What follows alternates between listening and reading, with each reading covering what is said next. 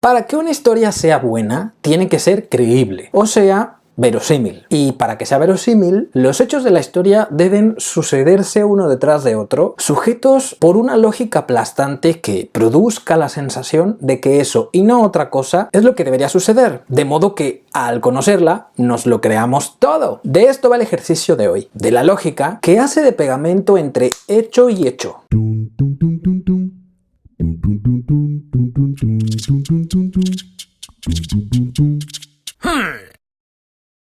Hoy te propongo escribir una historia con lógica causal. Empiezo explicándote qué es la lógica causal para que no te me vuelvas loca. Por un lado, la lógica es la ciencia formal y rama de la filosofía y de las matemáticas que estudia los principios de la demostración y la inferencia válidos, las falacias, las paradojas y la noción de verdad. La inferencia es el proceso por el cual se derivan conclusiones a partir de una serie de premisas o puntos de partida. Cuando una proposición se sigue de otras de ese modo, se dice que éstas implican aquella. Es decir, si sumamos A más B, entonces tendremos C. C sería la inferencia o la conclusión del proceso de sumar A y B. La inferencia o conclusión es el objeto de estudio tradicional de la lógica, así como la materia es el objeto de estudio de la química y la vida de la biología. La lógica investiga los fundamentos por los cuales algunas inferencias o conclusiones son aceptables y otras no. Cuando una inferencia o conclusión es aceptable, lo es por su estructura lógica y no por el contenido específico del argumento o del lenguaje utilizado. O sea que podemos decir que si usamos la lógica, podemos demostrar o desmentir una inferencia o conclusión, de modo que podamos considerarla válida, verdadera o falsa. O sea que la lógica también nos permite crear una sucesión de proposiciones partiendo de una premisa para desarrollarla una detrás de otra, produciendo una inferencia o conclusión de verdad. A esto llamamos verosimilitud en literatura. La causalidad, por otro lado, es la relación entre causa y efecto, según el diccionario de la Real Academia de la Lengua Española. Todo esto nos permite concluir, aplicando los conocimientos adquiridos, que la lógica causal es un procedimiento que nos permite demostrar la verdad, la falsedad o la validez de una serie de proposiciones que parten de una premisa. En términos llanos y literarios, la lógica causal es una suerte de sentido común regido por las convenciones y leyes del contexto que nos ayuda a desarrollar acontecimientos uno detrás de otro para que la sucesión produzca un efecto de verosimilitud o falsedad. A la inmensa mayoría de mis alumnos primerizos les pasa que sus primeras historias son inverosímiles y carentes de lógica causal porque hace falta mucha práctica para pillarle el rollo a este arte. Por eso se me ocurrió que este ejercicio podría hacerte útil, porque te ayudará a comprender mejor cómo es que se debe aplicar la lógica causal en las historias de ficción. Antes de darte las instrucciones del ejercicio, debo recordarte dos conceptos importantes porque no quiero que los confundas. Serán importantes para que puedas realizar con éxito el ejercicio. El primer concepto es realismo. Las historias realistas son aquellas que representan la realidad conocida, aquella en la que sucede todo lo que tú y yo sabemos que puede pasar en la vida real. Es decir, en ese tipo de historias no hay fantasmas, extraterrestres, sucesos sobrenaturales, brujos o hechiceros. Y concepto 2, fantasía. Las historias fantásticas son aquellas que representan realidades desconocidas, aquellas en las que suceden cosas que solo tú sabes que pueden pasar y que no pueden pasar en realidades ajenas a las del mundo de ficción que estás creando. En este tipo de historias sí pueden haber sucesos sobrenaturales, personajes no humanos, escobas voladoras, orcos, princesas galácticas, dragones blancos o seres de piedra. Tú eliges. Ahora sí, ya estás preparado para realizar el ejercicio. ¿Estás listo? Estas son las instrucciones. Imagina un suceso cualquiera. Luego, un segundo suceso que sea consecuencia del primero. Y un tercero que sea consecuencia del segundo. Y así sucesivamente hasta que llegues a un final. No se trata de que escribas prosa renglón seguido como si ya estuvieras creando la obra del tirón. No intentes hacer un cuento o una novela. Olvídate de eso por ahora. Limítate a crear la historia. Hecho a hecho, asegurándote de que uno detrás de otro solo puedan pasar como consecuencias sucesivas. Puedes utilizar un solo renglón de la página como límite para enumerar un hecho. Así cada renglón sería un hecho diferente, lo que te ayudará a centrarte en las ideas de manera individual. Una regla importante para hacer el ejercicio es que no puedes dar saltos en el tiempo hacia atrás o hacia adelante.